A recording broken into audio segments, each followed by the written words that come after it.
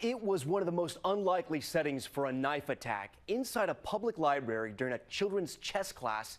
But luckily, their instructor was no ordinary teacher, a retired Army veteran who just happened to have mastered knife training nearly 50 years ago. Here now is ABC's David Wright.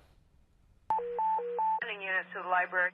At a public library in Illinois, a violent attack by a man wielding at least 2 hunting knives. They do have the knives. He has cut another person who's got a pretty good hand injury. 19-year-old Dustin Brown allegedly burst into the room screaming, "I'm going to kill some people." That's when he met his match. Yes, good morning. 75-year-old James Vernon was teaching a chess class at the library. I thought first this is a really bad Halloween prank, and then I realized this wasn't a prank, this was the real thing. The Army veteran put himself between the would-be attacker and the 16 kids.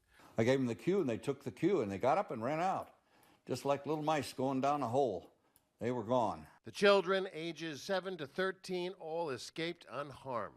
Mom Sandy Rossi got out too. Where kids were definitely afraid, and I was very afraid. Vernon was all alone. Then the attacker turned on him. He went overhand, and I blocked with the left hand. Brown is now charged with attempted murder. He was already facing 22 counts of child pornography. Thought maybe I could persuade him to just give up the whole idea, and that wasn't to be. Vernon's hand was slashed in the attack, but he's expected to make a full recovery.